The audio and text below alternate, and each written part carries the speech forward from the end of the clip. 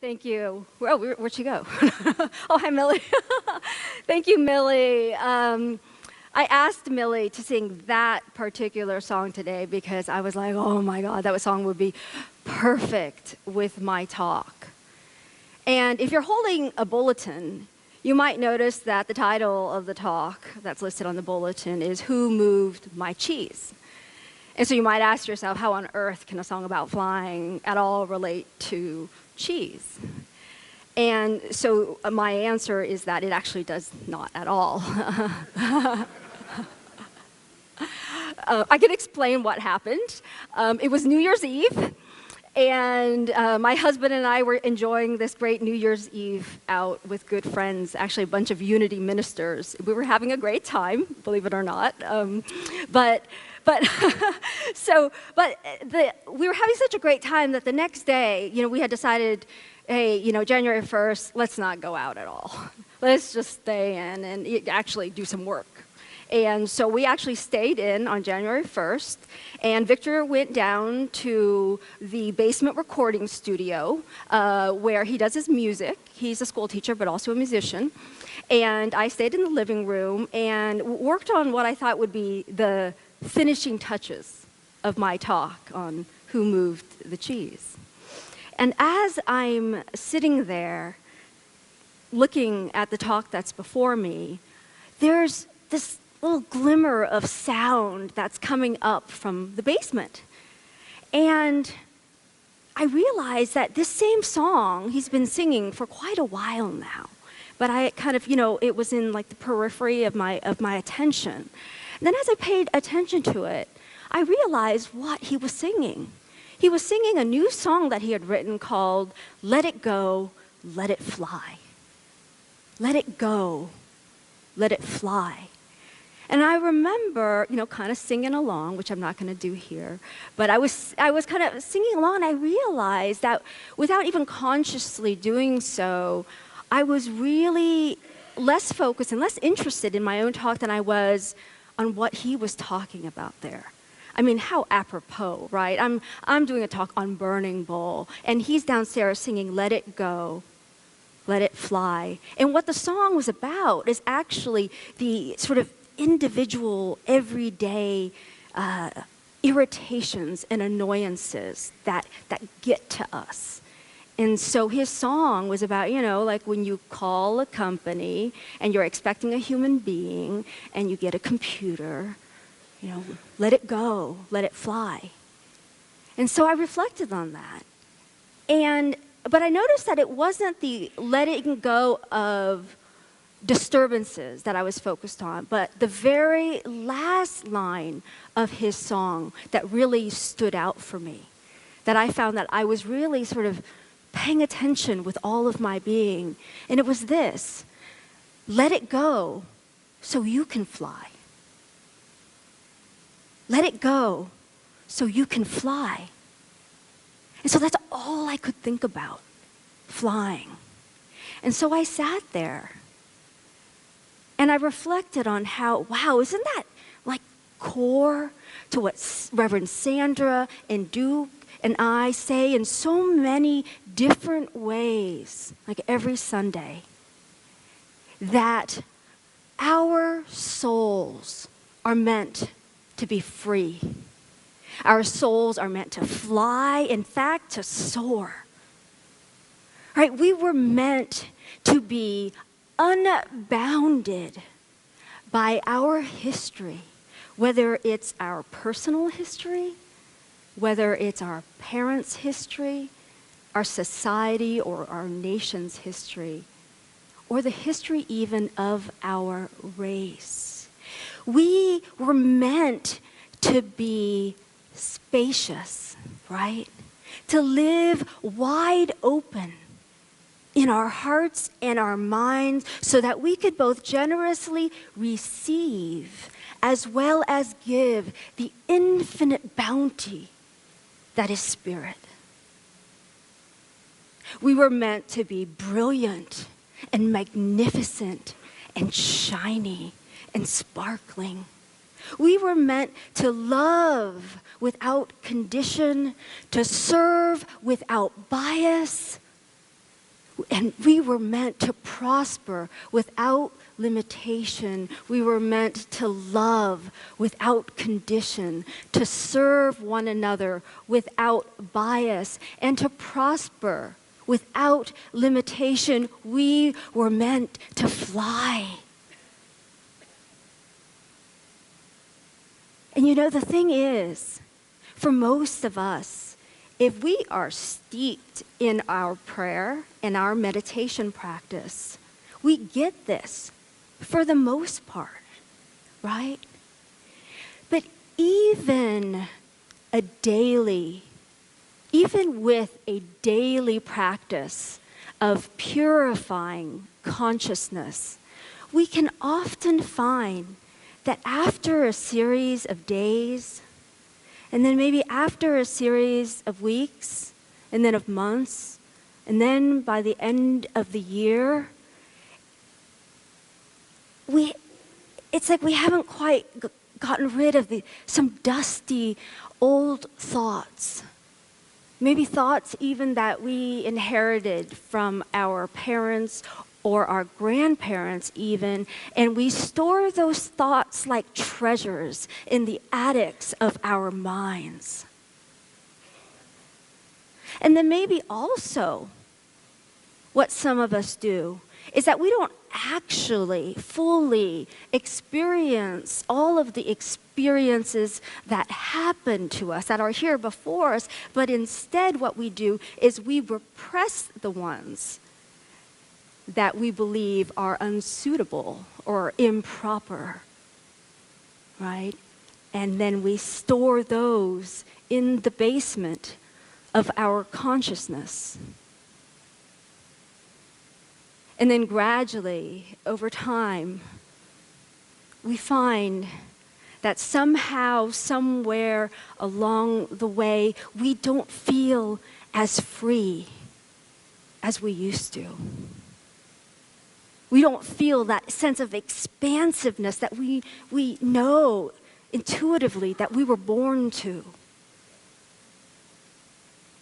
And it's because of that annual rituals like today's burning bowl is so vital to our spiritual practice. Now, for those of you who might be completely new to the burning bowl, I want to share, number one, that this is my all-time favorite service. And it is partly because you get to burn things, you know, which everybody loves. It's really exciting. But the other thing is, you know, these unity teachings can tend to get abstract. So for me, it's very vital to have physicality sometimes attached to my inner processes so that my consciousness and my intention can then be further embodied in worldly form. And so the value of these burning bowls is partly that. And now Christine Garvey has reminded me that before I go into this burning bowl ceremony, we need to make sure that each of you has the materials that you need to go through this process. So if you could check in your bulletin to make sure that you have a little piece of paper and also that you have a writing instrument to use, that would be great. And if you don't, if you could raise your hand, the ushers are ready to provide you with one right here in the front. Thanks.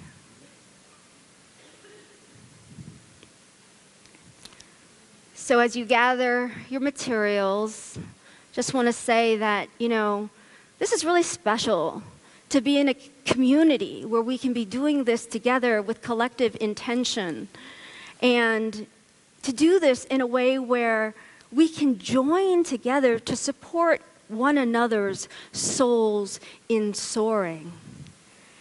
You know, as I was thinking about this song that my husband Victor sings, you know, Flight is on my mind, I couldn't help but remember, I don't know if you guys have seen this, but in social media, there's a cartoon out there where this man is at the airport and he goes up to check his bags, and he finds out the airline now charges for emotional baggage.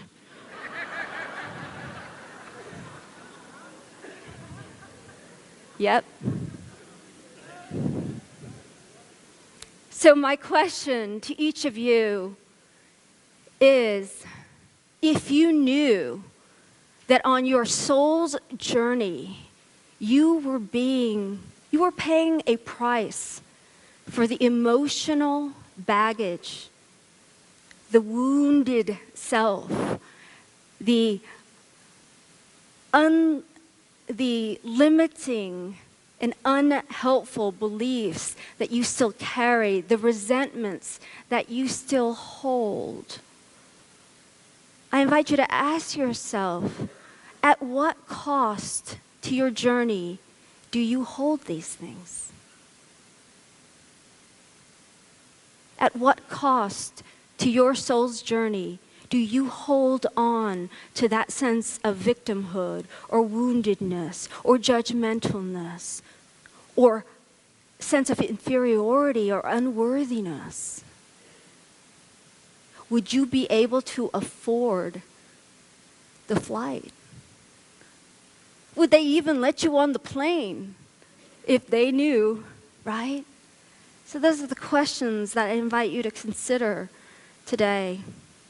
So again, I want to reiterate that for me at least, the primary purpose of this Burning Bowl journey is really about releasing the baggage that we carry so that we can fly.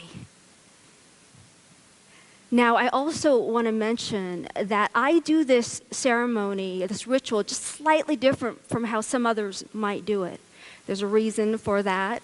Sometimes people invite you to really think about, what is it? What is it that you need to release?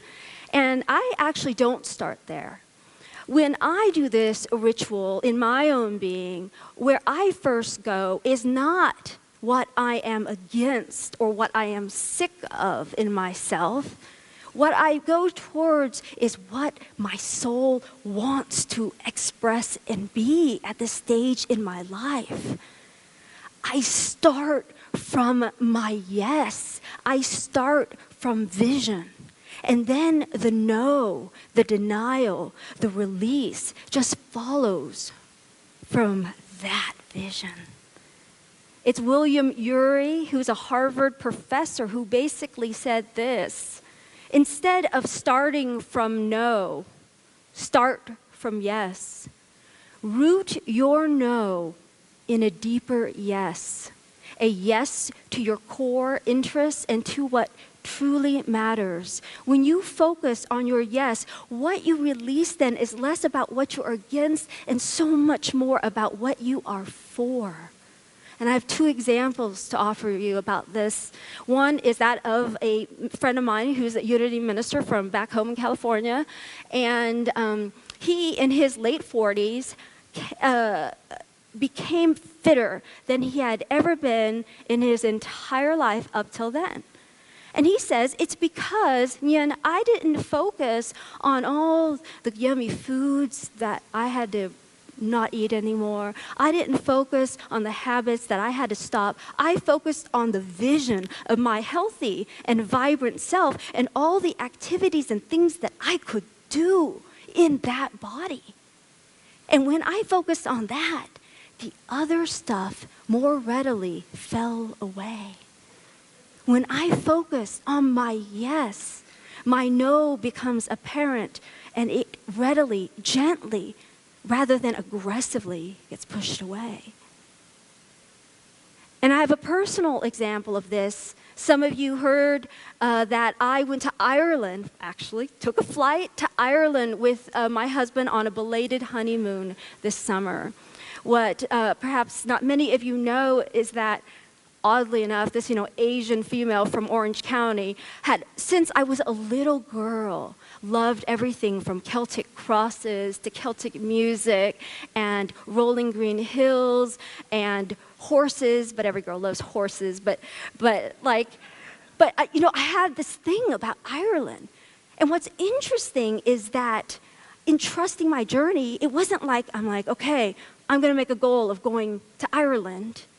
But instead, I heard in my soul one thing, and that was my ministerial calling.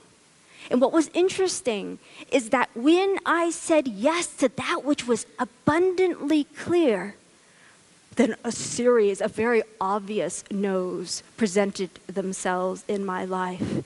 But holding to this magnificent, exciting yes, I was able to say no to my career in law, to the prestige that was attached to the work I was doing in the San Francisco law firm. I was good at lawyering, and I knew that I could do that thing well, and I let that go. And in the process of saying yes repeatedly to my ministerial journey, I traveled across many states, driving my car with keeping only the belongings that I could fit in my car. I released everything else, and I showed up here. And I ended up having to release a relationship back home too. And I arrive here saying yes to this thing that was clear in my journey. 4 months later, I meet the love of my life, and he's Irish.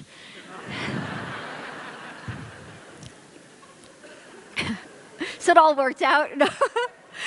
But you would never know. You get these dreams, and you're like these things that you want, but you just trust that the next yes is what's there for you, and you move into that.